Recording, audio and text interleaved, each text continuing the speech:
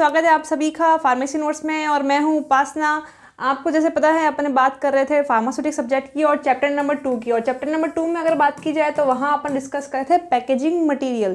Packaging material मैंने आपको ये बता दिया था कि बेसिकली पैकेजिंग क्या होती है। और पैकेजिंग में भी जब फार्मास्यूटिकल पैकेजिंग की बात की जाए, यानी कि आप किसी ना किसी प्रोडक्ट को स्टोर कर रहे हो, तो प्रोडक्ट को स्टोर करने के लिए अपन कौन कौन से मटेरियल का यूज़ कर सकते हैं। तो वहाँ बेसिकली अपन ने 4 है जो कि मटेरियल्स के बारे में बात की थी, जिसके अंदर ग्लास था, मेटल था, प्लास्टिक था एंड रबर था। अपन है जो कि प्लास्टिक एंड ग्लास के बारे में है जो कि डिस्कस कर लिया है। आज की जो क्लास है उसके अंदर अपन डिस्कस करने जा रहे हैं मेटल। सवाल की अगर बात की जाए कि एग्जाम पर्पस के हिसाब से आपको किस तरीके से क्वेश्चन देखने को मिल सकता है, तो आपको मिल सकता है elaborate the advantage and disadvantages and type of metal use for packing material. यानी कि बेसिकली मेटल क्या है, साथ ही साथ इसके एडवांटेजेस एंड डिसएडवांटेजेस क्या हैं over to the other material use for pharmaceutical packaging. और साथ ही साथ कितने तरीके के मेटल्स हैं जो कि अपन पैकेजिंग में यूज़ कर सकते हैं। आपने जो कि अगर दवाई की दुकान में जाते हो तो आपने देखा होगा कि अगर मेटल की बात की जाए तो मेटल मोस्टली उन पर्टिकुलर कंटेनर्स के लिए यूज़ किया जा रहा है जिन्हें अपन पूरा का पूरा कवर कर रहे हैं, साथ ही साथ जिनके अंदर प्रेशर की रिक्वायरमेंट रह रही है, जैसे कि जो एरोसोल्स हैं, डिओड्रेंट्स हैं, वहाँ पर अपन मेटल कंटेनर सबसे ज़्यादा यूज़ करते हैं। बट फिर भी पर्टिकुलर मेटल क्या है, क्या एडवांटेजेस हैं, डिसएडवांटेजेस हैं, और कौन कौन से मेटल्स आप यूज़ कर सकते हैं फॉर फार्मास्यूटिकल कंटेनर्स, क्या एडवांटेजेस हैं उनके, क्या डिसएडवांटेजेस हैं उनके बारे में चलिए शुरू करते हैं। ठीक है, तो सबसे पहले भाई मेटल क्या है। तो मेटल की अगर बात की जाए तो मेटल में बेसिकली जो भी एलिमेंट्स हैं वो यूज़ किए जा रहे हैं। साथ ही साथ मेडिसिनल पर्पज़ की अगर बात की जाए तो क्योंकि मेटल की दिक्कत क्या है कि अगर मेटल के अंदर कोई भी लिक्विड कंटेंट होगा, लिक्विड हो या फिर सॉलिड हो, तो इसके अंदर से लीच होगा आपका मेटल पार्ट या फिर मॉलिक्यूल्स, जो कि आपके कंटेंट को ख़राब कर सकते हैं। साथ ही साथ मेटल के जो ट्रेसेस हैं उसके अंदर भी जा सकते हैं। इसलिए खास बात ये रखनी है कि जब भी आप मेटल को as a packaging material use कर रहे हैं तो वो हमेशा नॉन पेरेंटल फॉर्मुलेशंस के लिए ही होगा, यानी कि वो सीधे के सीधे ऐसे कोई फॉर्मुलेशन में नहीं जाएगा जो कि आपके सीधे के सीधे इंजेक्शन वाया सिस्टमेटिक सर्कुलेशन में जाता हो। दूसरा, मेटल की खास बात ये है क्योंकि मेटल है बहुत ज़्यादा है जो कि हार्ड होगा, तो उसकी जो रेजिस्टेंस है वो भी बहुत ज़्यादा है, टेम्परेचर के लिए हो या चाहे प्रेशर के लिए हो। तो कोई भी इस तरीके की चीज़ जो कि टेम्परेचर को बियर करके ख़राब होती हो या फिर प्रेशर ज़्यादा हैंडल करना हो, तब आप वहाँ पर है जो कि as a packaging material metal को यूज़ कर सकते हैं।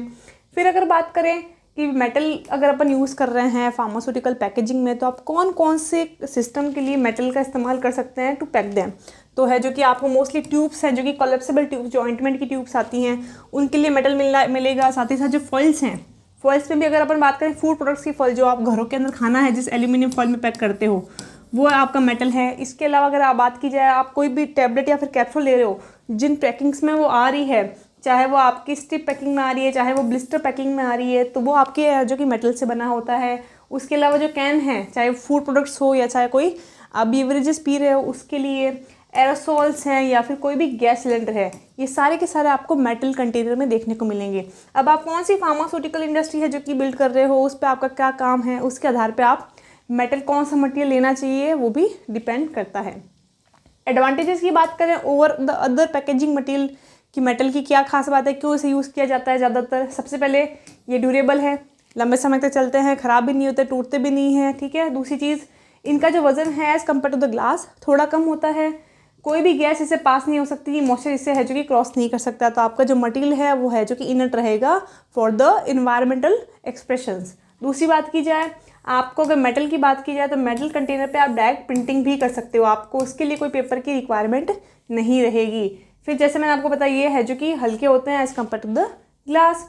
और दूसरा, क्योंकि मेटल है जो कि काफ़ी ज़्यादा स्ट्रेस को बियर कर सकता है, तो अगर आप इसमें कोई लिक्विड फिल कर रहे हो यूजिंग हाई प्रेशर या high speed automatic filling machine, तो भी आप वहाँ पे मेटल का कंटेनर यूज़ कर सकते हो। जैसे एग्जांपल की बात की जाए तो एरोसोल्स, एरोसोल में क्या है, आप प्रोपोलेंट ऐड करते हो और बहुत ही ज़्यादा प्रेशर लगता है उस चीज़ को फिलअप करने के लिए, तो वहाँ पे जो कंटेनर है वो अपने को मेटल का ही चूज़ करना पड़ेगा।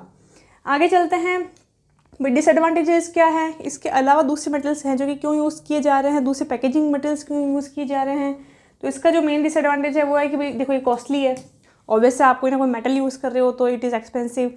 इतने सारे मेटल की अगर बात की जाए, चाहे वो सोना ले लो, प्लेटिनियम ले लो, तो कितने मिलीग्राम ऑफ है जो कि कितने 1000 में बिकते हैं। तो सेम इन मेटल की भी जो रेट है वो डे बाय डे बढ़ती जा रही है। क्यों? क्योंकि इनको जो प्रोसेस करके लाया जा रहा है वो धीरे धीरे एक्सपेंसिव होता जा रहा है और साथ ही साथ इनकी जो ईल्ड है वो भी कम है। दूसरा, जैसे मैंने आपको कहा था कि मेटल सिर्फ और सिर्फ नॉन पेरेंटल प्रोडक्ट्स के लिए यूज़ करते हैं। क्यों?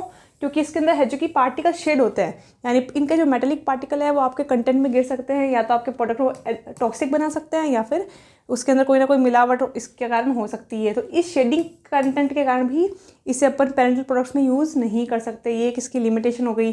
साथ ही साथ क्योंकि पार्टिकल सिस्टम में जाते हैं तो ये कोई ना कोई केमिकल से रिएक्शन भी कर सकते हैं और आपका प्रोडक्ट है या तो ख़राब हो जाएगा या फिर टॉक्सिक कंटेंट में भी कन्वर्ट हो सकता है। आगे चलते हैं कि भाई पर्टिकुलर बात की जाए कि कौन कौन से फार्मास्यूटिकल डोजेस फॉर्म में अपन है जो कि मेटल देखते हैं। तो यहाँ पे मैंने 3 तरीके के एग्जांपल की बात की है कि आपको किस तरीके की पैकेजिंग देखने को मिलेगी। तो पहली पैकेजिंग की बात की जाए स्ट्रिप एंड ब्लिस्टर पैकिंग। आपको एग्जांपल की अगर बात की जाए तो स्ट्रिप पैकिंग बेसिकली वो होती है जो पूरी की पूरी एल्यूमिनियम से कवर हो, वाइल ब्लिस्टर के अंदर आपको इस तरीके के बल्जेस है जो कि देखने को मिलेंगे, ठीक है। और इस तरीके की स्ट्रिप एंड ब्लिस्टर पैकिंग आप कहाँ देखेंगे, टैबलेट्स के अंदर या फिर कैप्सूल्स के अंदर, वो भी आपको मेटल के रूप में देखने को मिल रही है।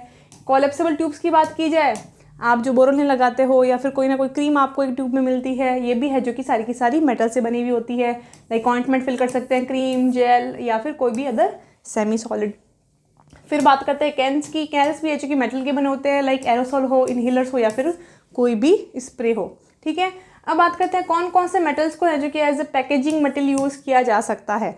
तो कौन कौन से मेटल तो दुनिया में इतने सारे हैं, ठीक है। आप भले सोना ले लो, भले चांदी ले लो, बट किस तरीके के मेटल्स को अपन पैकेजिंग मेटल में यूज़ करेंगे जिनमें वो प्रॉपर्टी होनी चाहिए कि पहली बात तो आपका वो फ्रेजाइल कम हो, आपके केमिकल से रिएक्ट ना करे और साथ ही साथ चीप इन नेचर भी हो, ठीक है। तो इसके आधार पर अपन बेसिकली 4 तरीके के हैं जो कि मेटल्स को यूज़ करते हैं।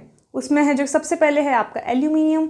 एल्यूमिनियम की खास बात यह है कि इसके अंदर आपको सॉफ्ट एल्यूमिनियम मिलता है जो कि आप घरों में जो खाने को रैप करते हो उस तरीके के डेलिकेट एल्यूमिनियम फॉइल्स भी आपको देखने को मिलती है। और उसी के साथ साथ आपको जो कि काफ़ी ज़्यादा हार्ड सिस्टम भी देखने को मिलेगा जो कि कैंस के रूप में आपको देखने को मिल सकता है, ठीक है। ये लाइट एंड वेट होते हैं, स्ट्रॉन्ग होते हैं, साथ ही साथ जो भी केमिकल्स या फिर कोई भी लाइट है उसको आसानी से जो कि ट्रांसमिट कर सकते हैं, उनके लिए वेरिएबल है। ये इम्परमीबियल है यानी कि इसमें ऑक्सीजन या फिर कोई भी मॉइस्चर ट्रांसपोर्ट नहीं हो सकता। बट एल्यूमिनियम की सबसे बड़ी दिक्कत ये है कि बहुत ज़्यादा रिएक्टिव है।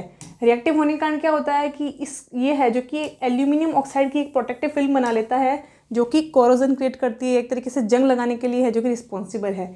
इसलिए उसे रोकने के लिए है जो कि इसमें इपोक्साइड, विनाइल या फिर फिनोलिक रेजिन की है जो कि कोटिंग कर देते हैं। ये करनी बहुत ज़रूरी है जिस कारण है जो कि ऑटोमेटिकली आपका जो एल्यूमिनियम है वो लेस रिएक्टिव हो जाता है और साथ ही साथ है जो कि डिफरेंट सिस्टम्स में भी अपन यूज़ कर सकते हैं।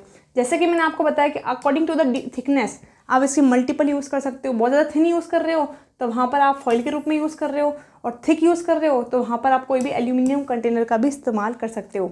इसके अलावा जो इनोफॉइल्स हैं, ब्लिस्टर पैकिंग्स हैं, शैशेज़ हैं, पाउचेज़ हैं, ये भी सारे के सारे एल्यूमिनियम के ही बने होते हैं। साथ ही साथ अगर बात की जाए ये 99% प्योर तक यूज़ किया जा सकता है, ठीक है। और इसकी जो थिकनेस है, बेसिकली जो थिनेस्ट एल्यूमिनियम फॉइल की बात करें तो वो रहता है आपका 0.6 से 0.40 माइक्रोमीटर। हार्ड और सॉफ्ट 2 तरीके की अपने को फॉइल देखने को मिलती है। हार्ड तो अपन बेसिकली ब्लिस्टर पैकिंग में यूज़ करते हैं, वाइल जो सॉफ्ट की बात की जाए तो ये जो फूड प्रोडक्ट को प्रोटेक्ट करने के लिए जो आप एल्यूमिनियम फॉइल यूज़ कर रहे हैं फूड प्रोडक्ट्स के लिए, उसमें यूज़ की जाती है। फिर बात करते हैं टिन की। एल्यूमिनियम के ओवर आप टिन मेटल्स भी यूज़ करते हैं। इसकी खास बात ये है कि केमिकली इनर्ट हैं। कोई भी अगर आपका मेटल किसी भी चीज़ से रिएक्ट करता है तो सिंपल है उसके ऊपर टिन की कोटिंग कर दो। टिन की अगर आप कोटिंग कर दोगे तो थोड़ा सा एक्सपेंसिव रहता है, बट अगर टिन की कोटिंग कर दिया और आपने एल्यूमिनियम ले लिया, आपने लेड ले लिया, तो आपका प्रोडक्ट भी है जो कि इनर्ट रहेगा, केमिकली ख़राब नहीं होगा।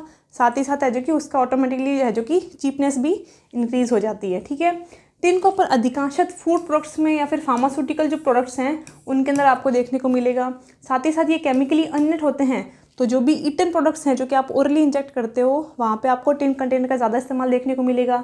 और दूसरा, क्योंकि ये केमिकली इनर्ट है तो अगर आपने कोई चीप मेटल भी यूज़ किया तो उसके अंदर आप इसकी कोटिंग कर देते हैं, जिससे कि ऑटोमेटिकली आपका जो प्रोडक्ट है वो भी सेफ़ हो जाता है। जैसे एग्जांपल की बात की जाए लेड बहुत ज़्यादा टॉक्सिक होता है, तो अगर आपको लेड का कंटेनर यूज़ कर रहे हो तो उसके अंदर टिन की कोटिंग कर दो और उससे आप यूज़ कर सकते हो। जैसे एग्जांपल में बात की जाए जैसे मिल्क पाउडर कंटेनर्स हैं, ठीक है, उसमें आप टिन की कोटिंग कर सकते हो या फिर वो टिन के हो सकते हैं। फ्लोराइड टूथपेस्ट है, उनके अंदर टिन की कोटिंग यूज़ की जा सकती है या फिर टिन के कंटेनर्स भी यूज़ किए जाते हैं। ये सबसे ज़्यादा एक्सपेंसिव है इसलिए इसे रॉ यूज़ नहीं करते, इसको एज ए कोटिंग मटेरियल ही सबसे ज़्यादा यूज़ किया जाता है, ठीक है, बेसिकली लेड या फिर एल्यूमिनियम के ऊपर। आगे चलते हैं। इसके बाद इसके बाद आता है लेड। लेड की एक एडवांटेज है कि सबसे ज़्यादा चीप है एज अ मेटल, अगर अपन चारों मेटल्स में से बात की जाए, ठीक है, जो कि पैकेजिंग मटेरियल के लिए यूज़ किया जाता है। बट हमें ये भी पता है कि लेड है जो कि टॉक्सिसिटी भी क्रिएट करता है, लेड पॉइजनिंग के बारे में सुना है। इसलिए जब भी इस तरीके के चीप मटेरियल यूज़ किए जाते हैं फूड मटेरियल्स के अंदर, तो वहाँ पे लेड की कोटिंग की जाती है, या फिर लेड को इन फूड प्रोडक्ट्स यूज़ नहीं किया जाता, ठीक है। और अगर आपको लेड यूज़ करना ही है या फिर उसकी ट्यूब्स बनानी है, तो या तो कोई ना कोई इनर मटेरियल की कोटिंग की जाती है, या फिर कोई ना कोई इंटरनल लाइनिंग की जाएगी किसी ना किसी पॉलीमर के द्वारा, ताकि वो जो है उसकी टॉक्सिसिटी ह्यूमन के अंदर है जो कि नहीं जाए। फिर लास्ट अपन मेटल की बात करें तो वो है आयरन। आयरन को सीधा का सीधा तो यूज़ नहीं किया जाता, बट इसे एज ए स्टील फॉर्म के रूप में यूज़ किया जाता है। और साथ ही साथ क्यों इसमें जंग ना लगे, तो इसके ऊपर भी है जो कि टिन की कोटिंग कर दी जाती है, ताकि आपका प्रोडक्ट भी ख़राब ना हो, साथ ही साथ आपका जो मेटल कंटेनर है वो भी जल्दी से डिग्रेड ना हो। ठीक है स्टूडेंट, तो आज के लिए इतना ही, ठीक है। आज अपन ने बात की मेटल कितने प्रकार के अपन यूज़ कर सकते हैं सिस्टम के अंदर, और मेटल के क्या एडवांटेज हैं, डिसएडवांटेज है। अगली क्लास के अंदर अपन बात करेंगे आपके लास्ट रबड़ के बारे में, और रबड़ के बारे में बात करने के बाद अपन है जो कि आपका चैप्टर नंबर 3 शुरू करेंगे। आई होप आपको सब समझ आया होगा, and for more information please like share and subscribe. Thank you.